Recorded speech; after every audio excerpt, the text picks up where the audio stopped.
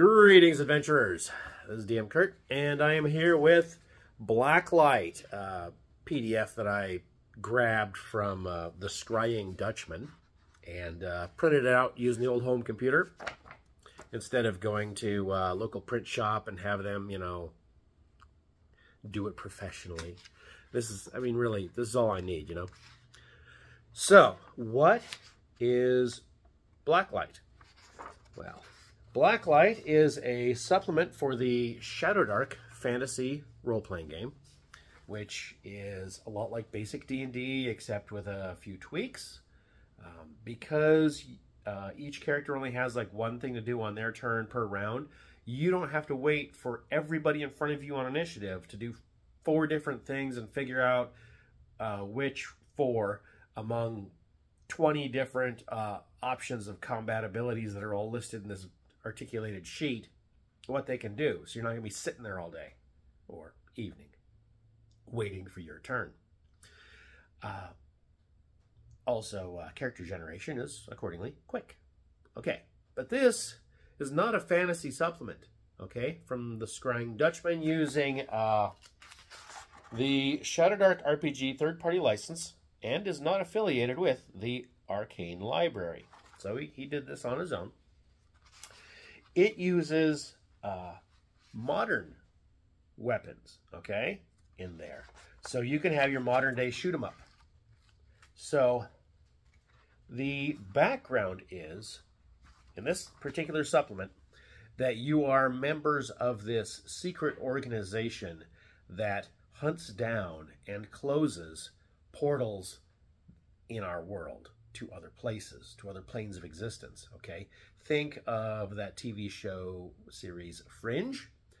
Think of the X-Files, maybe Men in Black to some extent. You got that kind of, secret agents versus, otherworldly threats thing going on. And I think it's going to be pretty interesting. So for the firearms rules, instead of having to count ammunition by each individual bullet, they just have a reload status.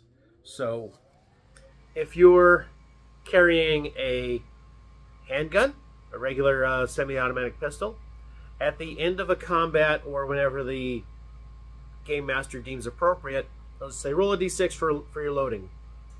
Okay, if you roll a 1, you ran your mag dry, you're going to have to spend a round reloading. And 2 through 6, you're good to go.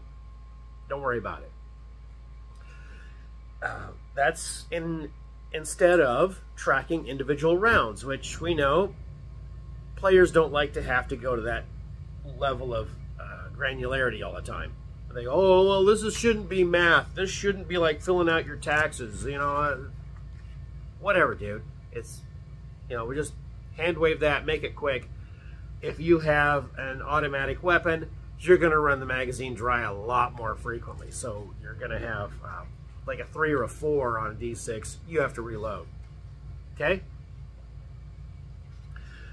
Instead of having monetary costs to each weapon, where people are going to go, well, according to Gunbroker, I could buy one of those for this much instead. There's no argument. All these weapons are in armory points. Because you are members of some organization, you have clearance from above to draw a certain amount of gear from the armory.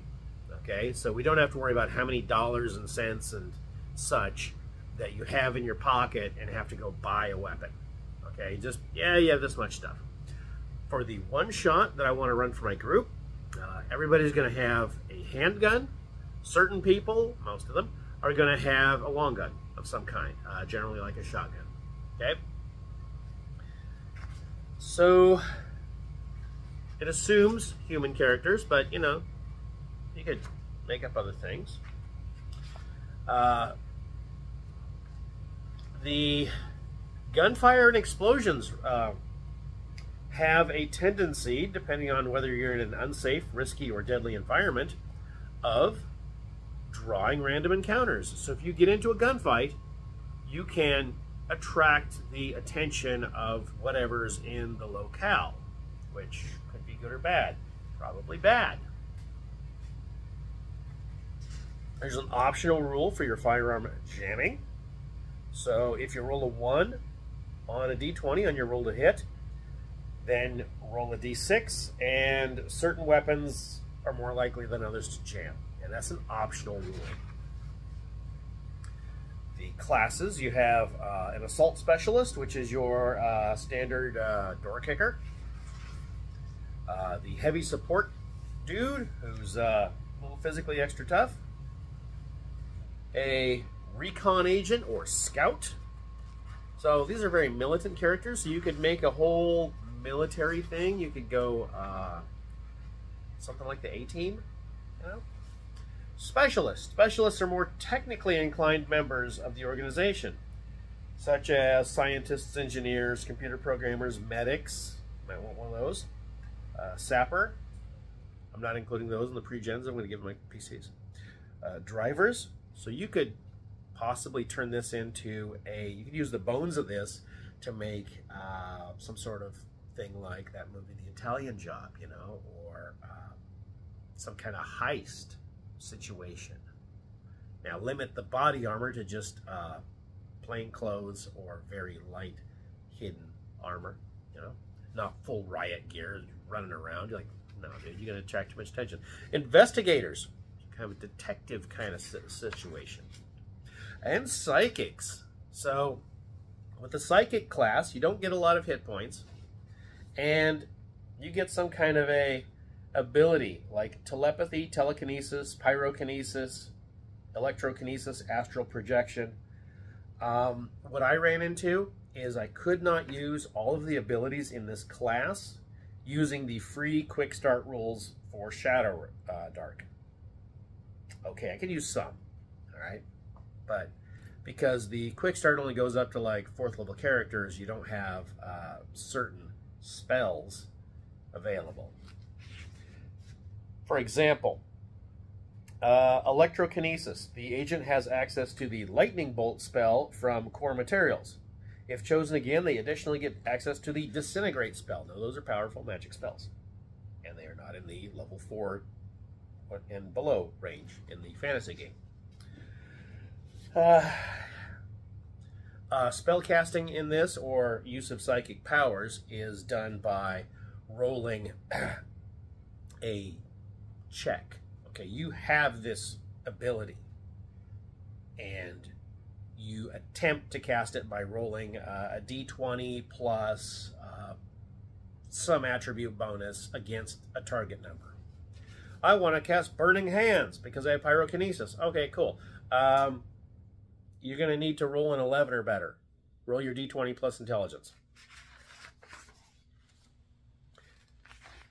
Backgrounds. Okay, they have a handful of backgrounds. Military, scholar, police, scientist, intelligence, medical, survivor.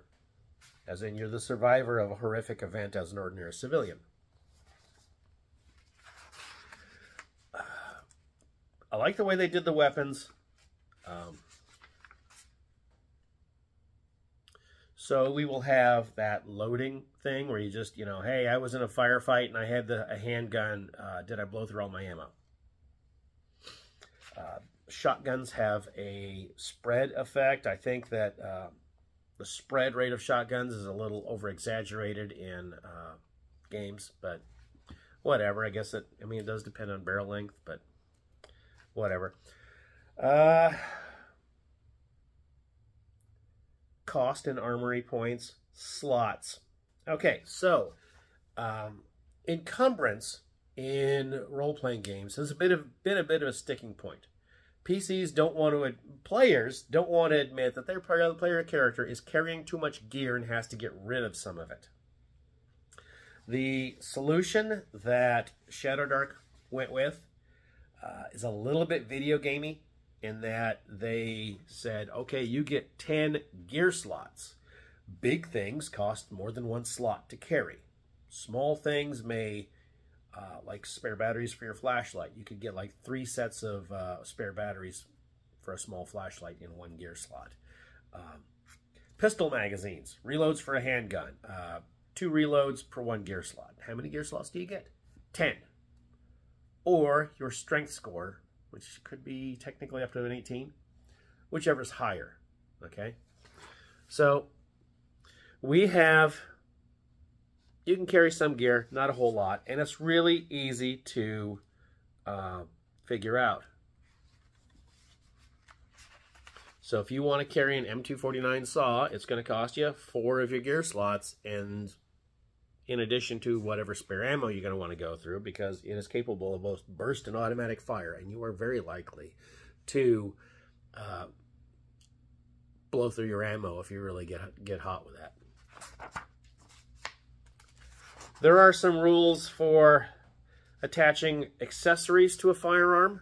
Suppressors and red dot sights and night vision scopes and bayonets and tactical lights and all kinds of stuff. There's some rules for doing that. How many things you can put on a weapon. As somebody who used to carry a rifle for a living, you know what I mean? You only want so much junk on your gun, man. All right? Just, it gets clumsy, it gets awkward, it gets cumbersome, and you have all this stuff sometimes trying to interfere with each other. It just gets awkward past a certain point. And most everything tends to be towards the front, making your weapon front heavy. I find that a little distasteful, but hey, that's the way it is. Oh, kind of going through this. I like it. I do have rules for ballistic armor. It's not designed for the artwork, but there is, you know, there are, because plural versus singular. I mean, there are some pictures of what they're trying to describe. There's some full-page art, which I didn't print out because I didn't need it. You know, art, cool, yay, everybody loves art. Vehicles are included. I don't think they really got much into the vehicle rules. I ignored them because okay, vehicles have an armor class, hull points, fuel, cargo slots. They can haul a certain amount of cargo, crew, vehicle movement. Some rules on vehicles. Okay. And it's very rules light. I mean, you can have, it's motorcycle, dirt bike. Those are your choices for two-wheeled things. Bicycle, okay, you know, they don't break it down by make and model. Car, a simple passenger car. Pickup truck, semi-truck, scout bike, etc. SUV, Zodiac, you know, inflatable boat, etc. I mean, it gives you enough bones. You could really work on that and go from there. But your squad or unit or sector is supposed to close down these portals. Okay?